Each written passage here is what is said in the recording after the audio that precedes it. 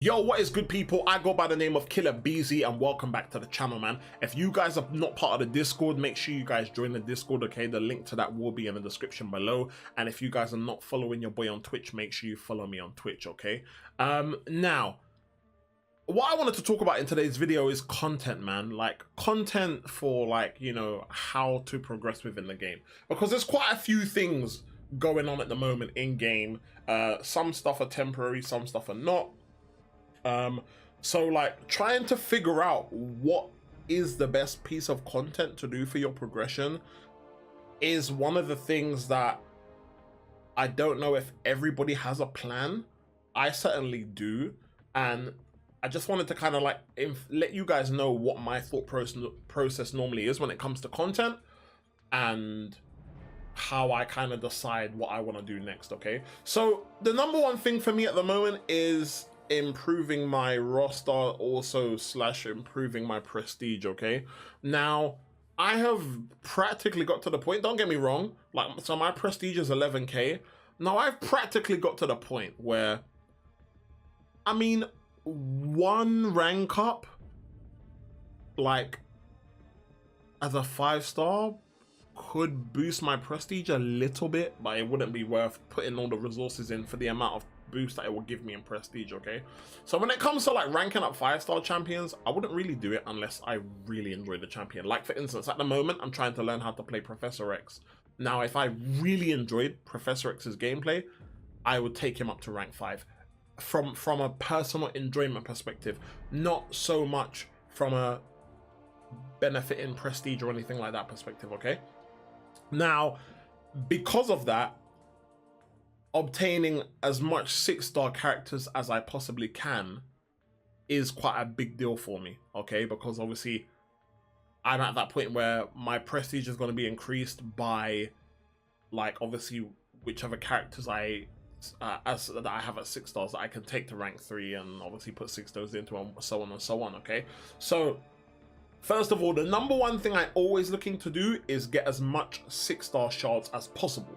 So when I look at content that's available, so we'll look at things like, okay, so we have, let's look at all the things I haven't done. Okay, so we look at this. So I'm gonna look at book 1, and then we're gonna look at, sorry, I didn't mean to click on that. Then we're gonna look at Act 6. Okay, now Act 6, I've done one run in everything. Okay, so I still need to, so I've done 100% chapter 1. I need to 100% chapter 2, okay? I need to 100% chapter 2. Going into chapter 2 is going to give me 6,000 6-star shards. Is it worth it? No, because I can get 6,000 6-star shards from 100% in the event quest, which in my opinion is going to cost me a lot less resources, units wise and whatnot, than 100% in chapter 2, okay? Now, go into chapter 3, okay? So in chapter 3, I'm going to get 8,000. Again, same kind of thing. I can get enough shards, I believe, to form a 6-star crystal just by doing the monthly event quest, okay? Whether I do it on multiple difficulties or whatnot, but I can get enough 6-star shards to form a 6-star crystal, okay? Now, my thing is, if I can do that, why am I gonna waste my resources? It's not waste, because I need to get this done anyway eventually, but like I said, I'm looking at my progression in regards to like what will cost me the minimum amount of resources but give me the best opportunity to grow and progress my account. Okay, so everything else that comes with it is nice, don't get me wrong, like tier 5 basics are nice or whatnot. I'm currently running map 7 in AQ, so there's a lot of resources that I'm going to get quite frequently, and therefore, you know, it's going to be one of those things where, like, when I'm obtaining those resources, you know, shards is one thing I can't necessarily get, okay, unless I'm getting them from Alliance War. Okay, so these things I have to look at for myself for my own progression. Okay, so Act 6 is something I wouldn't go into. It's a lot of resources for me to 100% these 3 chapters in order to just get a slight increase in 6-star shards, in my opinion. Okay, now then I look at something like, you know, the monthly event quest. I'm not going to go over because that's something that at the level that sort of the level that I play the game at, that's something that I should be doing on a month-to-month basis anyway. Okay, so with that being said, let's now take a look at variants, okay? Because variants are always fun to do. So I haven't 100% the last variant that came out, okay? But as you can see here, this variant is everything to obtain 6-star shards I've done already. So the only things that's gonna benefit me now are like I'm gonna get 5-star shards. I'm gonna get these, which will help me rank up 6-star characters, but again, my progression is based on growing my 6-star roster, not so much getting the resources to rank up my 6-star champions, okay? Because I'm getting that already, okay?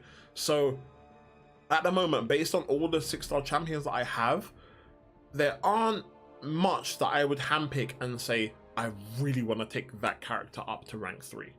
So with that being said, that's why it's my goal to kind of like obtain more 6-stars so I can sort of widen my 6-star roster and therefore have more options to rank up, and which will obviously benefit my prestige. It will benefit my progress, because obviously there's certain fights or whatnot maybe coming to the future of game that I would need a specific champion for that I don't necessarily have as a 6-star, okay? And because I don't have them as a 6-star, I might have them as a 5-star, but then they're a rank 2, and then I would need to take them up to rank 5 to be able to use them, and therefore I'm trying to save myself from that, okay? So that's looking at variant, okay? So then I look at stuff like, okay, look at Abyss of Legends. So where is Abyss? So we go to special quest here, and then we're gonna go to Abyss, okay? So looking at Abyss now, as you can see, I've only done one path of Abyss. So this is initially what I was saving for. So if I do the other 4 paths, which I'm assuming will cost me, let's just say, on average about 15,000 units, okay? I would say 15 to 20,000 units, all right? Now, let's just say, like, to get that much units to obviously grind out this is that's a more longer term plan, okay?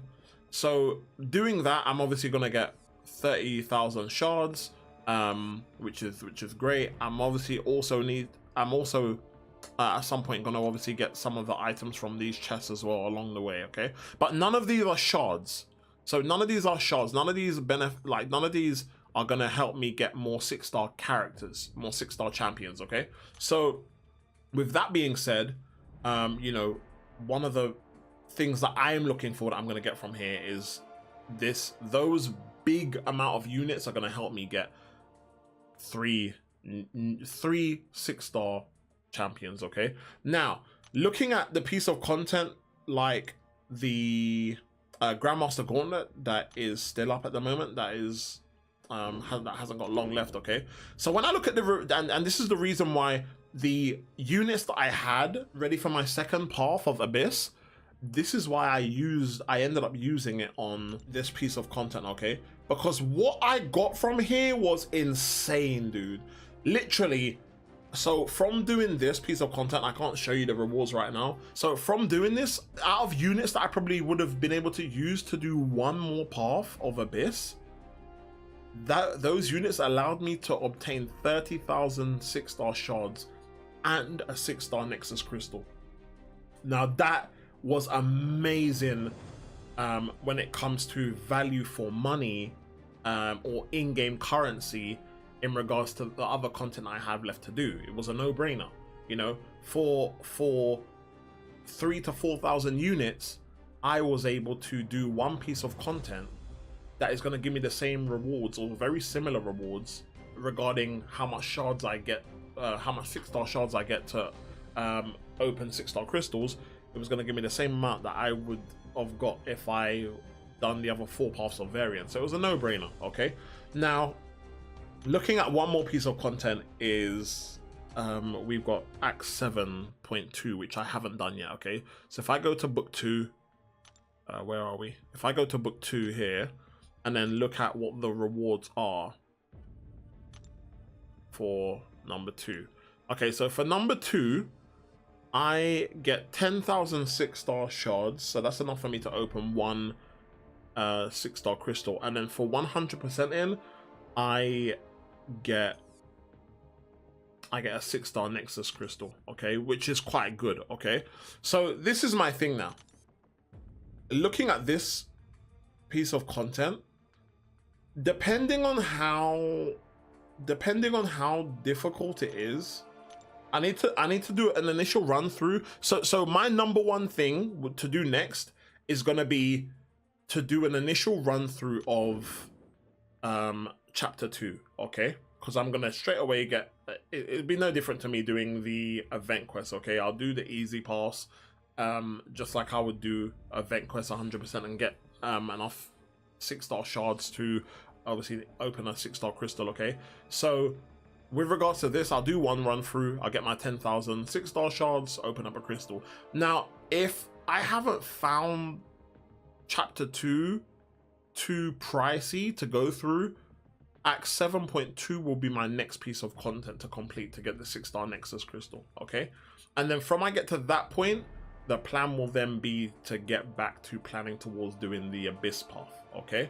Now, in saying that as well, because there's one more thing that I haven't touched on. Summer of Pain. This is gonna change every week, okay? And the rewards that you can get from here are amazing. I'm gonna try and make sure I do as much of this as possible. Even if it's gonna cost me revives, I'm gonna make sure I do as much of this as possible, okay? Because like seeing here, like these 6-star Nexus crystals, mate, they are game changers, especially when you get to the point where you can choose the class of the Nexus crystal that you want. Yo, that is a game changer, man. So this is obviously slow progress because you can only contribute towards doing these obviously once per week. But ideally, I don't know how difficult these fights are gonna get, but I'm telling you, man, unless it's virtually crazy impossible for me to do one of these fights, I'm gonna be aiming to get them all done. Because the way I look at these fights, like each of these fights to me is no different to like a fight that you would do in Abyss or a fight that you would do in the Grandmaster's Gauntlet. So that's why I feel no way whatsoever. If I need to spend revives on these Summer of Pain fights, I'm gonna spend revives, bro.